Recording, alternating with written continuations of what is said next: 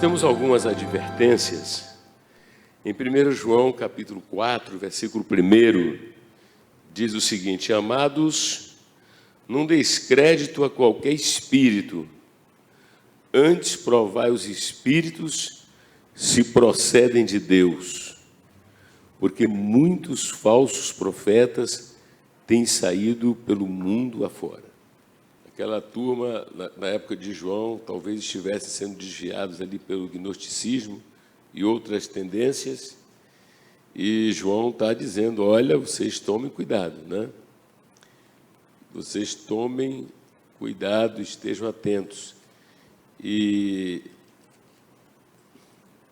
aqui em 1 Timóteo, no capítulo 4, no versículo 1, diz também: ora, o Espírito afirma expressamente que nos últimos tempos alguns apostatarão da fé por obedecerem a espíritos enganadores e a ensino de demônios, pela hipocrisia dos que falam mentiras e que têm cauterizado a própria consciência, que proíbem o casamento, exigem abstinência de alimentos que Deus criou para serem recebidos com ações de graças pelos fiéis e por quantos conhecem plenamente a verdade. Bom, aqui há uma advertência.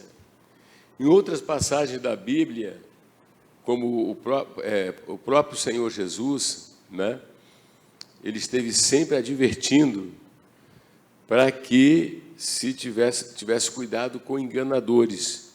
Ele fala de falsos cristos, fala de falsos profetas, e que essa gente opera muito milagre, né? Muito milagre. Então era preciso estar atento, né? Estar atento em qualquer época, mas nessa época. Então a gente precisa estar muito atento para não sermos enganados, né? Não sermos enganados, né? Quais são as características da igreja, conforme vemos lá no Novo Testamento, conforme enxergamos a partir de Jerusalém, Judéia, Samaria e todas as partes onde a igreja, naqueles primeiros anos, alcançou. Então a gente precisa pensar e analisar para não sermos enganados, né? Por exemplo, quando as pessoas não estão valorizando reunião de oração, e diz que a igreja é uma bênção, e diz isso, mas como? Se as pessoas não valorizam uma grande reunião de oração,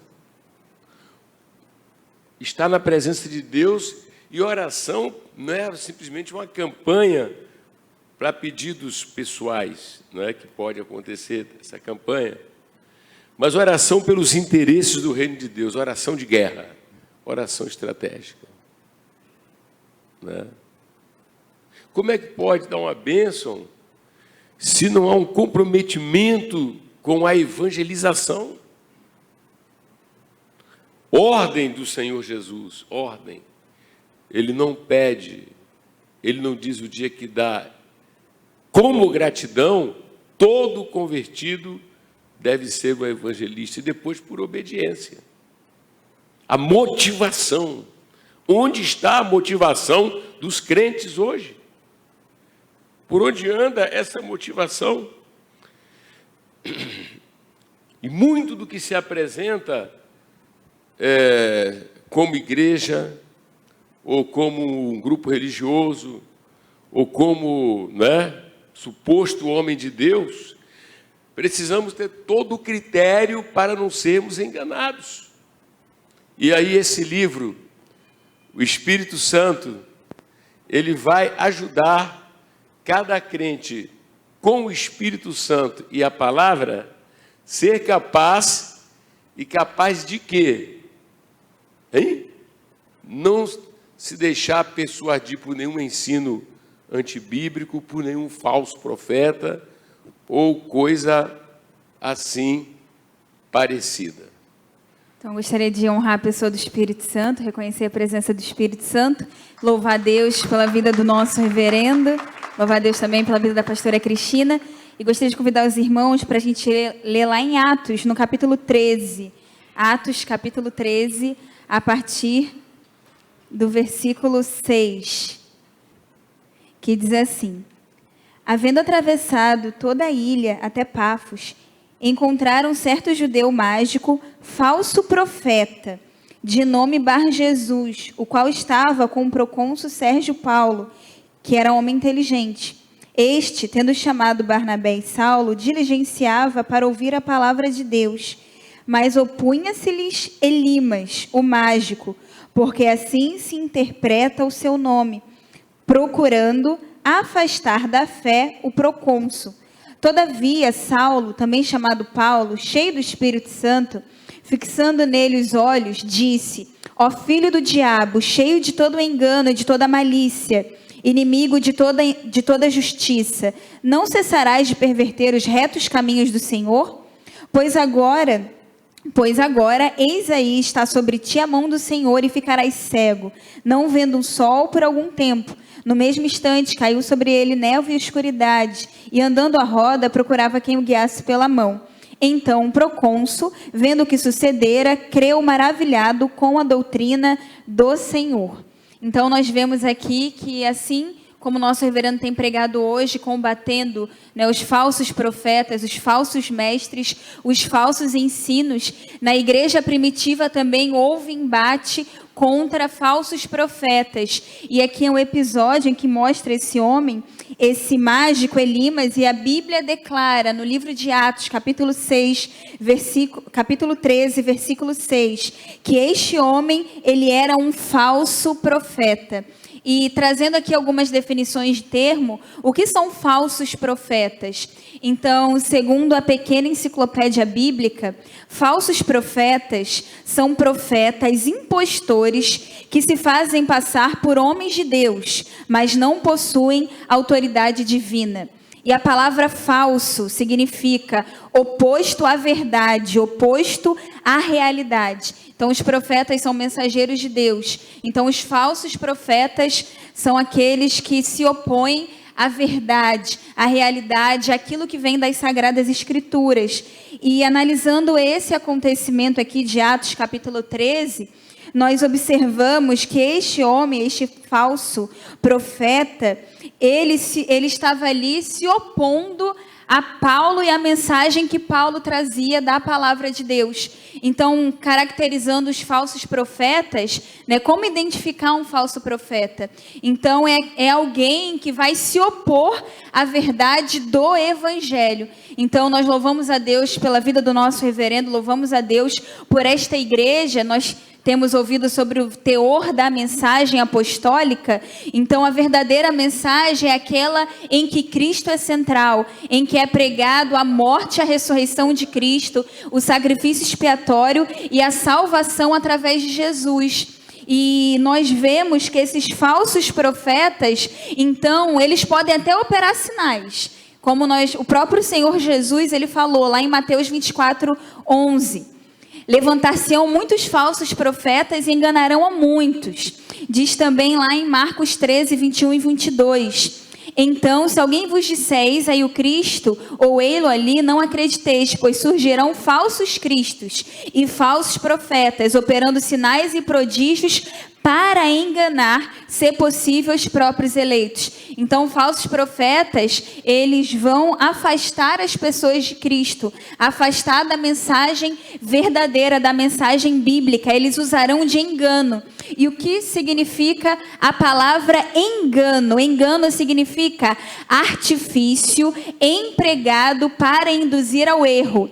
Enganar significa induzir ao erro, e enganador que induz ao erro. Então, são pessoas que induzirão outros ao erro, afastando-se da verdade bíblica, afastando-se de Cristo. Quer dizer que aqui nós temos um exemplo claro de como nós, nos dias, considerando últimos dias, essas expressões bíblicas, né, ou últimos tempos, indicam a proliferação de pessoas que abraçam outro evangelho, de pessoas que abraçam outro Jesus, de pessoas que instituem novas igrejas ou novas eclesiologias, não é?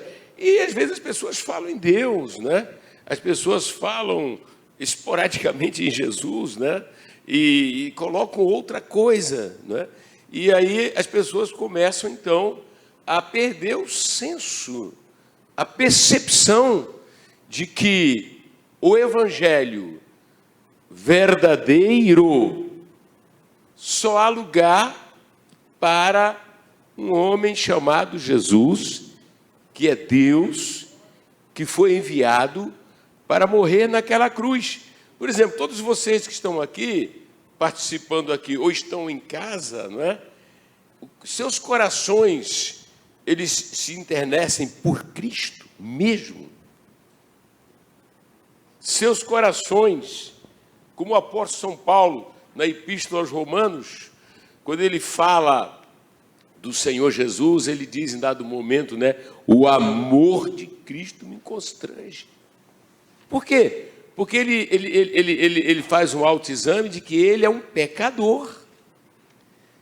Quer dizer, o senso de pecado ou pecadores, será que isso perpassa a nossa mente, a fim de que possamos, né, usufruir do remédio, da provisão de Cristo na cruz? Esse cenário era o cenário, não é, pastor Miranda, de uma das viagens missionárias. Sim, senhor. De uma das viagens, o apóstolo São Paulo está entrando numa... Pode subir. O apóstolo está... Atos? Está lendo Atos aonde? 13, né? Ele está entrando numa ilha e de cara vai ter uma... E é justamente a primeira viagem missionária. Sim, senhor, é a primeira viagem. Porque ele tem 3 grandes viagens missionárias. Ele tem 3 grandes viagens missionárias. Mas para ter as 3 tem que ter a primeira. Sempre. E ele está entrando nesta ilha e de cara uma oposição ao evangelho, uma oposição à pregação do evangelho. Aí se levanta esse filho do diabo para tentar, e o texto ela vai ler, tenta desvirtuar, tirar a atenção do procônsul para o evangelho pleno e colocar... Não, pode falar. Eu entro, quando eu fizer assim, eu espero falar, vai lá. Tirar a atenção do evangelho pleno que Paulo está ali levando agora o procônsul a cair em si e ver a verdade plena sobre a obra da salvação, desvirtuando, levando para um outro lado, para ser enganado e impedindo o procônsul de chegar até a fé. Isso hoje, pastor Evandro, ocorre em diversos níveis, né? Olha, o grande número de pessoas, o grande número de irmãos que evangelizam, né? Que são abordados por pessoas, né? Querendo arrastar essas pessoas para o seu ambiente religioso. Fala aí, afastar da fé. Sim. Isso é tão forte, né, reverendo, que esse afastar da fé hoje, a gente percebe isso muito comum no nosso convívio social com as pessoas, porque existem diversas igrejas no mundo hoje, você convive com pessoas que são de muitas dessas igrejas, e eles começam sutilmente, como assim, igual já aconteceu, de uma jovem que foi de uma determinada, era da nossa igreja, saiu, foi para outra igreja, e aí ela chegou para os jovens lá da Zona Sul e falou assim, você tem que conhecer a noite gospel lá da minha igreja. E aí uma das jovens falou, não, mas a gente está lá, sábado é o dia de culto lá na nossa igreja. Não, mas um dia, você só vai deixar de ir na sua igreja um dia. Quer dizer, ela estava sendo esse Elimas o mágico, tentando tirar a pessoa do caminho verdadeiro. E quando a gente vê, reverendo, essa questão de encantamento, né? Elimas o mágico, encantava as pessoas e as pessoas iam por causa do que ele fazia. Hoje, tem muitos púlpitos que encantam as pessoas. Espada de Miguel, água purificadora. Então, tem coisas que vão encantando as pessoas procuram isso, mas não estão com a verdade. E aí, o que acontece? Quando você mergulha, é a inquietação que está no coração dos nossos pastores, comigo, coração da pastora Cristina, a inquietação que está no coração dessa igreja, porque vem do Espírito Santo, é a pessoa aprender a se firmar na verdade.